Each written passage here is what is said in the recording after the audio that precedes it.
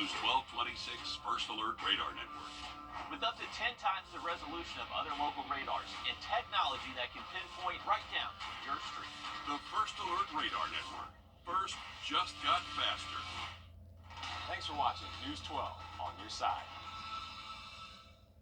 Thank you for rounding up at Parker's Kitchen to support Wounded Warrior Project. Your donation helps family support members like me receive the life-changing resources and programs we need. Thank you. Live from Augusta. Breaking news. Breaking news this morning out of Wilkes County. Deputies say that a man has been arrested for a shooting. Good morning, I'm Ashley Campbell. We are just hearing about what happened on Monday. The sheriff's office says that they found the victim shot at least once at a store on Whitehall Street. Investigators say that they soon figured out that the shooting actually happened at a home on Peter Street first. The manhunt followed, and deputies say that they found the suspect, Blake Hill. They accused him of shooting one round through the door of the victim's car. Hill is in custody right now at the Wilkes County Jail. No word on any charges, and as for the victim, deputies say he's in an Augusta hospital in critical condition, but they do expect for him to be okay. Going right to radar and still tracking what are some thunderstorms around Athens now, continuing on an east to southeast track, closer and closer to Tolliver in Wilkes County. Now, not severe, but yeah, heavy rainfall today. 80-degree temperatures may just be there with us by midday, but even hotter temperatures than the heat wave with 90-degree highs coming our way to end the week. We'll talk more about that shortly. It's 6:02.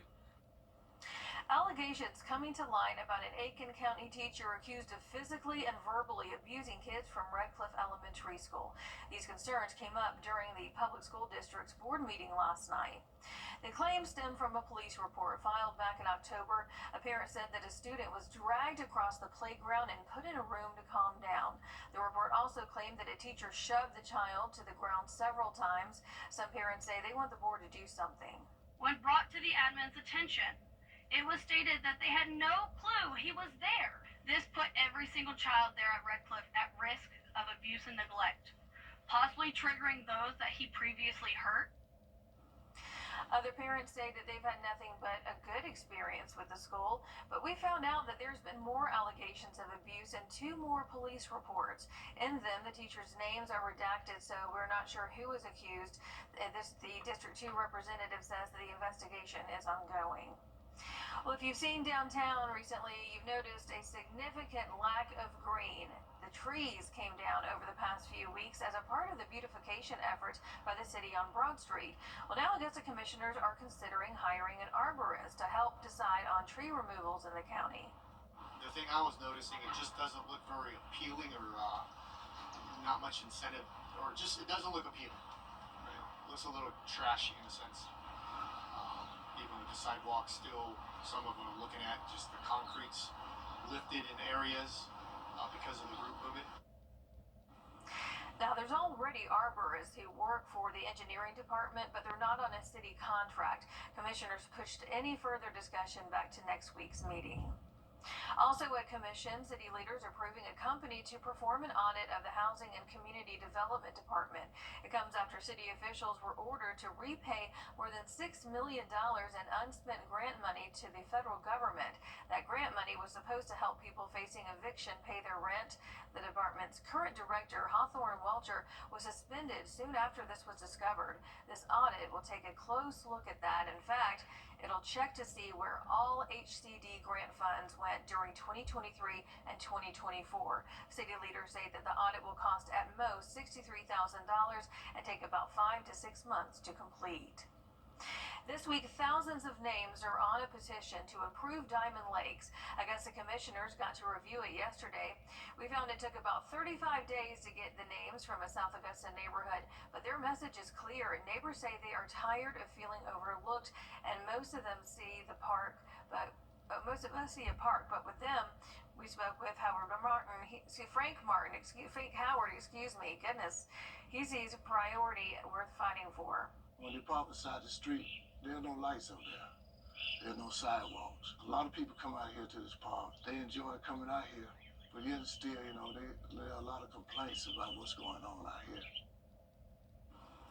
The city administrator and the Parks and Rec director are going to meet. They'll need to report back to commissioners in 2 weeks about Diamond Lakes and what they find. After last night's meeting, Columbia County neighbors will have to wait until next month to give more of their thoughts on changes to the library system. And last night, many neighbors pushing back against the county's decision to create its own region. County leaders say people will still have access to the same resources like Galileo, but people aren't convinced. They also are questioning the reason for this split. Leaders say that it's to keep certain books out of the kids section. I can't help but wonder if this is about restricting books and information. Whether this takes the form of not purchasing books, not displaying certain books, reshelving books so they'll be less accessible, or banning some books altogether. That next meeting is scheduled for June 10th. Richmond County deputies identified the victim in a suspicious death found on Harding Road. Deputies say 62-year-old David Grigg was found in a condemned home. Deputies were called there by the victim's friend who escorted them to Grigg's body. They say that the home was unsafe, nasty, and uninhabitable. Orangeburg County deputies arrested a 6th and 7th suspect in connection to a murder on Bamberg Highway last month. 17-year-old Carlos Esau was charged with murder and possession of a weapon during a violent crime, and 24-year-old Keisha Banton was charged with accessory after the fact of murder. Now, these suspects joined 5 others, all charged in connection to the murder of 34-year-old Samson Green at the Crown Inn on April 18th. The first 3 suspects on your screen are all charged with murder. Shadid Smith is charged with accessory before the fact of murder, and Nathaniel Roberts is charged with accessory after the fact of murder. The Orangeburg Sheriff's Office reminding people that if you have any more information, give them a call. And there's still ways for you to support the families of injured Columbia County Deputy Gavin White and the family of fallen Deputy Brandon Sykes. Today, Ziggy's Coffee in Augusta on Fury's Ferry Road will donate 100% of its sales from 4 to 6 p.m. And tomorrow, El Rey is hosting a Spirit Day donation drive. Both locations will donate 15% of its sales to the family and Deputy White as he continues his recovery. We have a traffic alert for you this morning as we take a live look at Grovetown and I-20, where lane closures continue this week at that diverging Diamond interchange from Columbia Road. Now, this is a part of the road widening project for Lewiston Road. Closures will be from 8 a.m. until 4 p.m. this morning through Friday. Aiken leaders are going back to the drawing board. First Alert Weather, where accuracy matters, keeping you alert during severe weather and helping you plan your day. We put our money where our forecast is. Each weekday, our forecasted high is within 3 degrees of the actual high. A local charity gets money in the bank. By being 100% accurate for a full month, over $1,000 went to a single charity. No other Augusta station is on your side the way we are, keeping you ready for anything and putting our accuracy to work. The First Alert Weather 3-degree guarantee, sponsored by Tub Doctor. Foundation problems around here on Friday. Now through the weekend, maybe a couple of degrees cooler, but still close to 90 all the way out in the 7-day stretch from Monday and Tuesday of next week. 616. Fire crews are still keeping a watch on the Carolina forest wildfire, and the recent rain we had over the weekend helped keep it contained. South Carolina officials say on Facebook that the fire is now 93% contained. While the rain did help, firefighters say there's still smoldering areas that need more rain to fully extinguish that fire. The rain also allowed fire crews to reduce the amount of personnel needed on the fire until it becomes necessary to increase the response again. Energy, liquor, liability, education, and taxes all dominated attention for the last several months at the South Carolina State House. Governor Henry McMaster already signed more than 70 new bills into law this year, but other priorities are going to have to wait until next year. Your South Carolina State House reporter Mary Green explains what legislation crossed the finish line, what paused, and what's done for good. Especially at the last minute, we had a lot of big bills passed. Among them were two major priorities for the year that Governor Henry McMaster signed into law Monday. One aims to secure South Carolina's energy capacity as the state faces massive growth. The other looks to provide relief to bars and restaurants struggling with skyrocketing insurance costs, while also reforming some aspects of South Carolina's civil justice system. That was a hard slog all the way through, but we were able to get an agreement to deal with the most pressing issues, so I'm pleased with that. The governor has also signed a bill to merge 3 state health-related agencies into one, as well as enacted several education bills into law. Among them is the Educator Assistance Act to reform teachers' contract process and reduce burdensome paperwork in the hopes of keeping more teachers in the classroom amid a major shortage. Another will attempt to reinstate the controversial private school voucher program. The state Supreme Court found an earlier iteration of this was unlawful,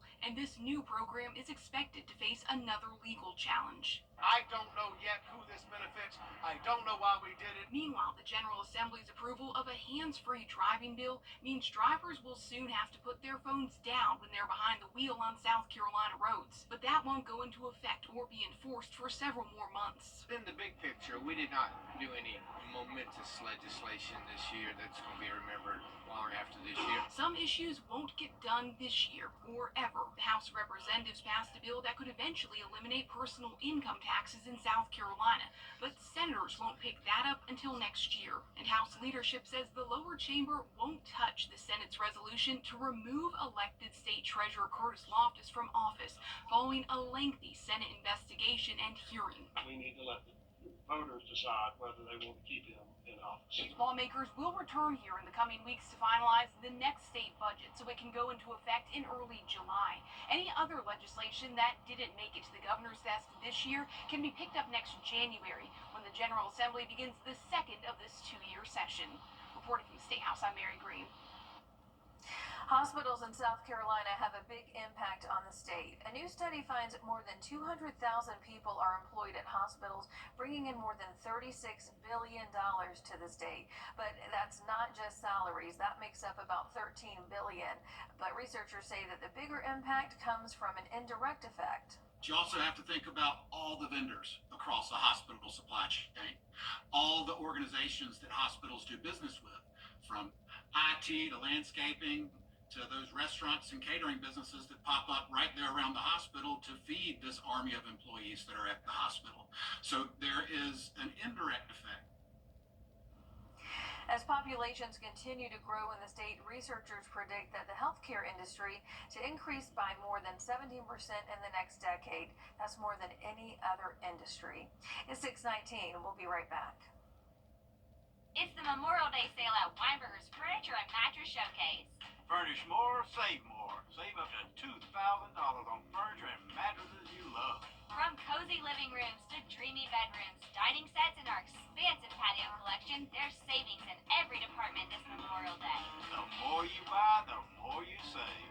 Now's the time to upgrade your home for less. Hurry in and save up to $2,000. Can you save at Weinberger's Memorial Day sale? Yes, you can. For at least some of our western counties this morning. 623. Steps of Grace in Augusta provides kids with special needs a mix of both therapy and fun with a ballet class. For the last 14 years, Mallory Roche was an occupational therapist, and she's helped kids in the CSRA. The classes improve their balance, coordination, coachability, and most importantly, it's just fun for the kids. When we're done with class, she just comes out with the biggest smile on her face. And Paige she's nonverbal, so she has very, very limited communication with us. But her smile just lets us know that she just adores, and she squeals, and she just, you can see with her body language just how much she enjoys it. And for the first time, Steps of Grace is going to have its own spring recital. The recital Better When I'm Dancing is this Sunday, May 18th at the Kroc Center at 4 p.m., and it is free to attend. The idea of a universal savings account for newborn American children is gaining traction, and the White House announces a Savings. Order in the app or at Bojangles. It's bow time. If one of these bad boys crashes into you, their insurance company is going to try to settle with you quickly, but for a lot less. I'm attorney Ken Nugent, and this is my outstanding team. Hi. We're known for moving pretty quickly ourselves. Getting your money fast is crucial for your recovery, so we go for the maximum settlement possible. Faster. How fast, you ask? One call, that's all. CallKid.com. It's payback time. Queen City Home Store is expanding with 9 new stores across the Carolinas. And to kick things off, we're giving you the chance to win big during our Royal Celebration giveaway. Weekly prizes totaling up to $50,000, including KitchenAid mixers, espresso machines, full kitchen appliance packages, and the grand prize, a brand new living room suite. Enter now at queencityonline.com/giveaways. Visit us in store and follow us on social to join in on the excitement. Queen City Home Store, where you're always home. At Parker's Kitchen, we go big, like our huge, crunchy, juicy, never frozen chicken tenders with an extra large serving of Parker's signature sauce. At Parker's Kitchen. The News 1226 First Alert Radar Network. With up to 10 times the resolution of other local radars and technology that can pinpoint right down to your street. First just got faster. Live from Augusta. Breaking news. Breaking news this morning out of Wilkes County. Deputies say that a man has been arrested for a shooting. Good morning, I'm Ashley Campbell. We are just hearing about what happened on Monday. The sheriff's office says that they found the victim shot at least once at a store on Whitehall Street. Investigators say they soon figured out that the shooting happened at a home on Peter Street first. A manhunt followed, and deputies say they found the suspect, Blake Hill. They accuse him of shooting one round through a door of the victim's car. Hill is in the Wilkes County jail right now. No word on his charges at this time. Now, as for the victim, deputies say that he is in a hospital in critical condition, but they do expect him to be okay. It's been a fairly dry and mild start here in the metro, but not for our neighbors out there for you in Tolliver and Wilkes County. You've had some rain pass through just around 3 o'clock this morning, and now those... This is a look from yesterday afternoon after that EF1 tornado hit Langley, damaging the fire station and areas in the community. In an update, the fire department thanked everyone for their prayers and thanks the GVW Fire Department along with Midland Valley and Beach Island crews as well. Much of Langley, South Carolina is in disarray after that tornado ripped through the area. It touched down early Monday morning, ripping siding and doors from the nearby Waterworks building. The tornado then swept through a nearby neighborhood, causing so much damage in a relatively small area. The hardest hit areas are Augusta Road, Dunbar Street, New Holland Road, and Farmfield Road. And since then, we have heard many examples of neighbors helping neighbors and the community coming together to make sure that everybody is handling this unexpected disaster. Your Audrey Dickherber explains. After the tornado ripped many things apart in Langley, a lot of people have stepped up to help out, showing the one thing can't rip apart is their tight-knit community. Picking up what's left. Just now recovering from Helene, and now, here we are. But doing it together. We just riding up through the neighborhood while we got the equipment, see if we can help people get some big trees up or take care of some roofing damage they got. And there still is a lot of damage, like fallen trees, damaged power lines, homes, cars, and buildings. So crews such as electricians, tree service companies, roofing companies, and internet providers all came out to help, some even doing it for free. And it ain't about the money, it's about helping the community at times like this. The money will come later in life. These people have got very much damage, as we can see, and it tore the roof off here, and we just cleaning up, and we still got a part over there overhanging the house. Because whether it's a company or neighbors helping neighbors. This area has been known to get a bad rap, but when stuff like this happens right here, all good people come together. It's important to step up and help. By the time they get over one, here comes another one, and we're not talking about people that can afford really to have this done. So that's one reason I am donating the time to the community too. A lot of these are elderly people, they don't have the money. They just went through a disaster, spent all the money they had. Some of them still got roofs off the house. So it's about giving back. You got to have a good heart times like these. Even though it could take some time to get everything cleaned up and back to normal, community members tell me they'll do whatever they can to make sure everyone gets the help they need. Reporting in Langley, Audrey Dickherber, on your side. As of today, the Augusta Riverwalk is closed for the next 2 weeks for Hurricane Helene cleanup. Officials say that the cleanup will involve heavy equipment that will create hazardous conditions for pedestrians and visitors in that area. They say you can expect to get back on Riverwalk the week of May 26th. Also, during the closure, the Saturday market is not going to be affected, so it's going to continue to operate during its normal hours. And if you live in Augusta, Richmond County, the Planning and Development Department wants your input on a zoning ordinance update survey. The current zoning ordinance guide. And if you live in Augusta, Richmond County, the Planning and Development Department wants your input on a zoning ordinance update survey. The current zoning ordinance guides land use and development in the county. Officials say they want it to better align with the emerging trends and better practices. And here's what that survey looks like. It has 11 questions. You have until June 1st to complete the survey. You can find a link to this survey on our website, wrdw.com, or also our app. The city of Grovetown may soon be adding sirens, more than 1,000 weather radios ahead of the storm season. Council members voted to recommend approval for a siren system that has 4 sirens and the purchase of 1,500 weather radios. The sirens would be located in different areas of the city, including East Robinson Avenue and Summerfield Road, Goodale Park on Wrightsboro Road, Grovetown Fire Station number 2 on Harlem Grovetown Road, and Liberty Park on Newmantown Road. Each siren will be able to be heard for 3 square miles, and the city is just waiting for approval from Georgia's Emergency Management Agency to begin work. They estimate that the sirens would be operational in as little as 6 weeks. And we are on your side this morning with a safety alert in Burke County. The Sheriff's Office is warning people of a phone scam where a person calls you from the number that is listed right there on your screen. They say the person is claiming that a loved one is in jail and needs money to be released. The Sheriff's Office says that they will never call you asking for money over the phone. If you do receive a call, hang up immediately. Do not send any money or give out any personal information. Call the Sheriff's Office instead. Richmond County deputies are investigating a stabbing on Windsor Spring Road. Deputies say just past 4:45 yesterday afternoon, a female victim was stabbed multiple times and was taken to the hospital. Deputies say 2 suspects were detained at the scene for questioning. We are working to learn more about that situation. And changes are coming to how the death penalty is determined for some in the state of Georgia. We're going to be taking a look at those changes coming up. And we're still tracking some thunderstorms that are moving closer and closer to the Tolliver and Wilkes County area here in Washington. Definitely lighting up the sky between Athens and Washington. We're tracking that and see if that's going to continue to move closer to Metro. Coming up next, stay with us. And as we head to break, giving you a live look right now at Calhoun Expressway. We're coming up on 640. When it matters most, Jordan. Welcome back. Taking a look at your dog walk forecast. We've got Bucky there. Aww.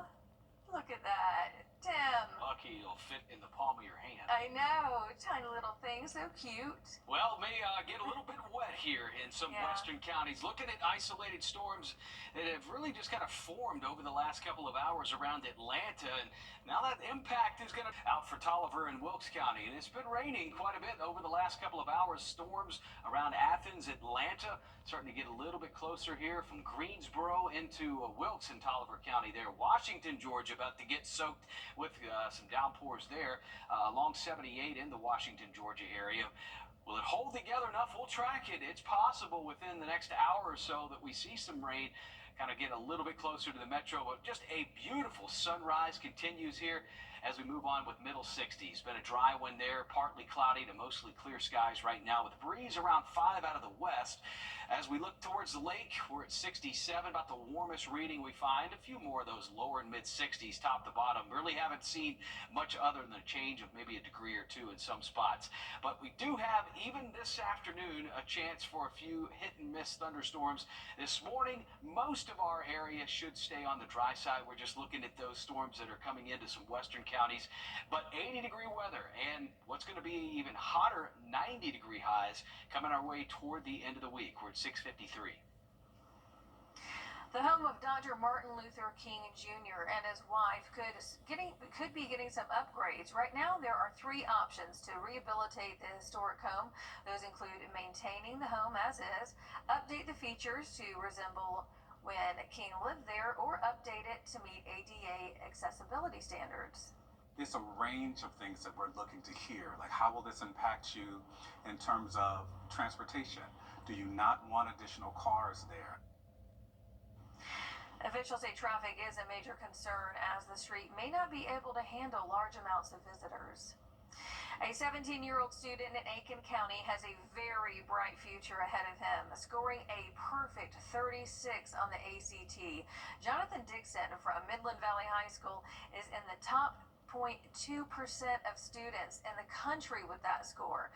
He will also be a first-generation college student studying mathematics at the University of South Carolina, but that's not all that he was able to accomplish. He has been accepted to 85 colleges.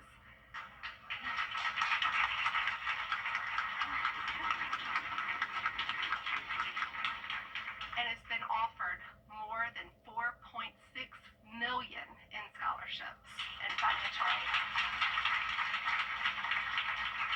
Dixon is also He's a 2025 early graduate, a Palmetto Fellows Scholarship recipient. He also scored a 1540 on the SAT. And he's also a self-taught musician and fluent in multiple languages. Dixon was at last night's school board meeting along with his family and school staff. Taking a look at your top stories this morning, breaking news. Breaking news out of Wilkes County. Deputies say that a man has been arrested for a shooting.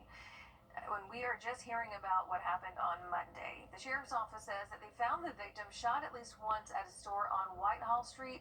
Investigators say that they soon figured out that the shooting happened at a home on Peter Street first. A manhunt followed, and deputies say that they found the suspect, Blake Hill. They accuse him of shooting one round through the door of the victim's car. Hill is in the Wilkes County Jail right now. No word on charges yet. As for the victim, deputies say that he's in a hospital in critical condition, but they do expect him to be okay. An investigation is underway into allegations